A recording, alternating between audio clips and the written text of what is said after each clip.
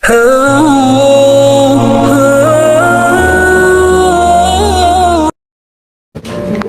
semua kita orang tua, tapi yang pasti semua kita anak. Ini salah satu bukti kecintaan orang tua kepada anak. Baik orang tua yang baru akan menapakkan kakinya, maupun orang tua kedua mempelai beberapa bulan yang lalu. Saya tidak pernah merasakan hal seperti ini. Bukan karena orang tua saya tidak cinta sama saya, cinta tapi tidak mampu. Alhamdulillah, kemampuan hari ini diwujudkan dengan cintanya. Kenapa Allah memberi kata dalam Al-Quran anak itu disebut fitnah? Fitnah bukan berarti seperti bahasa Indonesia fitnah yang kita artikan seperti sekarang ini.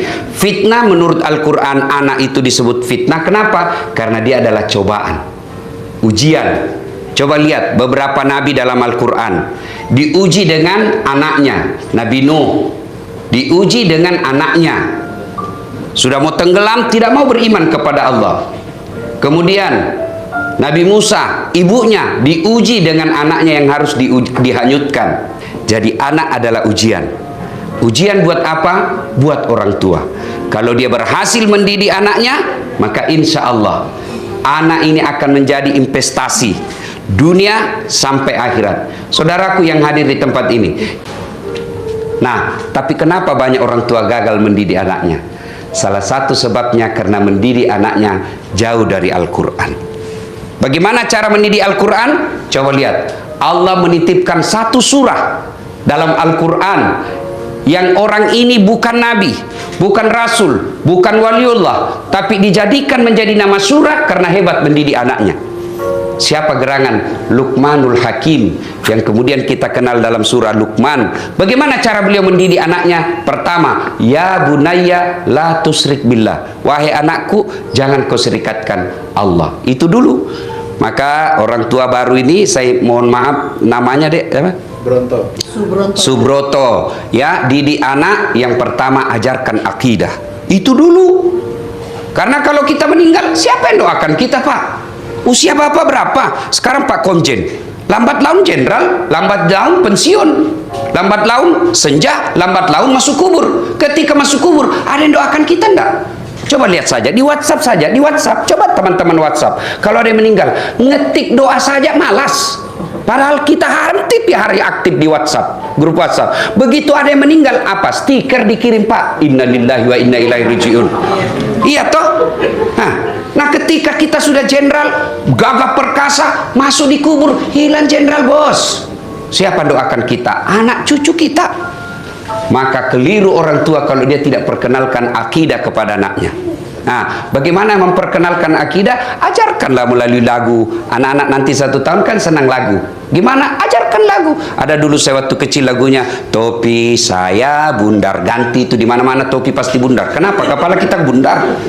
Gantilah. Tuhan saya Allah, Allah Tuhan saya. Kalau bukan Allah, bukan Tuhan saya. Kan banyak Tuhan di Indonesia yang diakui, ada 6 menurut konstitusi kita. Tapi siapa Tuhanmu nak? Allah. Bukan Allah, bukan Tuhanmu. Itu la ilaha illallah. Muhammad dan Rasulullah, perkenalkan Nabi Muhammad. Boleh dia kagum dengan tokoh-tokoh film, boleh dia kagum dengan tokoh-tokoh komik, tapi jangan sampai dia tidak kagum kepada nabinya.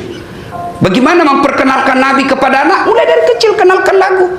Anak saya, ibu bapak kalau saya tanya berapa anaknya Nabi, pasti ada yang tidak tahu. Siapa anak pertamanya Nabi? Pasti ada yang tidak tahu. Bagaimana mau cinta kepada Nabi? Maka anak saya kenalkan Nabi melalui lagu. Anak-anak Nabi ada 7 orang, 3 laki-laki, 4 perempuan. Pertama Qasim, Abdullah, Ibrahim, Zainab, Rutkaya, Ummu Kalsum, Fatimah. Baru ada ibu yang tahu 7 anaknya Nabi. Gara-gara ini lagu. Coba, nggak usah kita kenalkan lagu anak kita. Putar ke kiri, nona. Putar lagi apa? Apa didapat itu kiri kanan? Sekarang kanan. Apa kau dapat itu kiri kanan? Jangan ketawa, saya serius ini. Ya, kenalkan lagu akidah. Nggak usah diajari lagu dulu kita waktu masih kecil. Pu ami ami belalang kupu-kupu, siang makan nasi, kalau malam minum susu. Mana kupu-kupu makan nasi? Lagu hoax. Ya, nah ini fungsi ibu. Ibu, saya tahu sekali orang Jawa itu memperkenalkan adat budaya melalui lagu-lagu. Waktu diayun anaknya, orang Bugis kan juga begitu. Ayun anaknya dikasih lagu-lagu inspirasi. Kenapa? Karena lagu gampang melekat di hatinya anak. Nah, kita kasih lagu-lagu Islam, ya. Nah, yang kedua, menurut bagaimana cara didik ini siapa ini? Sean. Gimana cara mendidiknya, Dek? Ini bukan dasar Quran. Diajarkan lagi, anakku, jangan kau berjalan di muka bumi ini dengan sombong. Itu dulu. Potensi sombong, karena kedua orang ini orang kaya. Tidak ada orang miskin sombong. Kalau sudah miskin sombong lagi, kalau kau saja jadi setan. Ya, bapaknya, kakeknya jenderal, kakeknya sebentar juga akan jadi jenderal. Oh, luar biasa. Kasih tahu, jangan kau sombong nak dengan polisi. Kau masih hebat sekarang karena bapak kakekmu polisi. Kalau rezim berubah, polisi di bawah naungan Mendagri, jadi Satpol PP. Itu kan tergantung pemerintah saja. Sekarang memang polisi masih gagah perkasa, tapi begitu pemerintahan kita ganti lagi undang-undang, polisi di bawah naungan Kemendagri, ya jadi Satpol PP. Saya Satpol, sudah itu aja kerjanya, Pak. Maka jangan, karena kita kadang-kala lihat bapaknya yang jenderal, anaknya yang perintah semua pegawainya, anak buahnya bapaknya. Jangan ajarkan kesombongan. Demi Allah, tidak ada orang sombong yang sukses. Yang ada akan dimaki dan akan ditinggal. Itu dulu. Nah, yang ketiga, ajarkan lagi ke anak kita dari kecil. Nah, di mana saja kau berada, apa saja kau lakukan, maka pasti Allah tahu. CCTV ada batasnya apa? Matikan lampu dari luar, selesai. Tapi CCTV-nya Allah, rakit dan atid dimanapun kita. Nah, ibu bapak, saudara-saudara sekalian, banyak lagi tata cara mendidik anak, tapi waktu yang terbatas. Terakhir, jangan lupa doa. Doa, ya, caranya gimana? Itu ada doa dalam Quran, diajarkan Allah yang langsung ajarkan kepada Ibrahim alaihissalam, pendek sekali, pendek. Doanya gini, Dek. Allahumma rabbi habli minas salihin. Itu doa yang diajarkan Allah kepada Ibrahim, sehingga Ibrahim itu dikenal melahirkan anak dan cucu-cucu Nabi. Itu Ibrahim alaihissalam. Apa doanya? Allahumma rabbi habli minas salihin. Ya. Tapi jangan doa di status. Mudah-mudahan anakku jadi soleh. Sibuknya itu Tuhan mau baca statusmu. Di mana? Di mulut langsung. Gimana misalnya ya, Dek ya? Misalnya lagi disuapin nih, ya. Disuapin makan. Ayo nak, Rabbi habli minas sholihin. Dibangunkan tidur, bisik telinganya, Rabbi habli minas sholihin. Ditidurkan, usap-usap kepalanya, Rabbi habli minas sholihin. Disampul lagi, dimandikan, usap-usap terus kepalanya, Rabbi habli minas sholihin. Dan doa dari si Sean ini paling abdal dari ibunya. Bapaknya abdal, tapi lebih abdal ibunya. Maka ibunya yang harus banyak doakan. Anaknya diayun. Kan enak sekarang ibu-ibu, tidak sama ibu-ibu dulu. Ayun sekarang bisa ada remote. Saya pernah lihat ada ayun Pak di remote. Hebat juga. Orang dulu kan tidak ada begitu. Pak Jenderal pasti tidak gitu dulu membesarkan anak. Ya kan, setengah mati. Ibu-ibu sekarang juga tidak mau menyusui. Kenapa? Karena kalau tumbuh giginya setengah mati.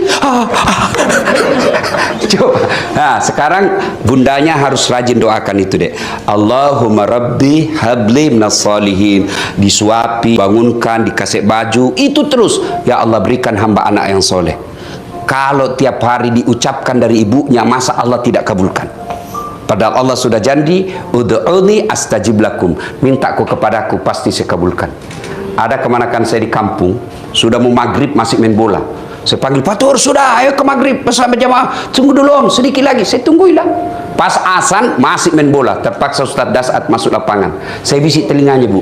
Rabbi habli minas sholihin. Menangis. Heran semua orang lihat, jagonya Pak Ustadz, dia bisik saja kemenakannya menangis. Dia tidak tahu telinganya saya bisik, tanganku dibawa menjepit. Artinya apa? Kalau anak salah tetap harus dikasih hukum. Ya, kasih hukum. Hukumnya apa? Misal dikurangi jajannya atau dipegang HP-nya 1 hari supaya dia tahu bahwa kalau salah ada hukuman. Tapi ingat, tetap didoakan karena hidayah dan pertolongan datang dari Allah Subhanahu wa taala. Terima kasih atas undangannya. Saya doakan mudah-mudahan cucu dilahirkan menjadi anak yang soleh, dan anak yang soleh menjadi kebanggaan buat orang tuanya, dan menjemput kakek-kakeknya, nenek-neneknya dan bapaknya, ibu bapaknya masuk ke dalam surga kelak insyaallah. Terima kasih. Lebih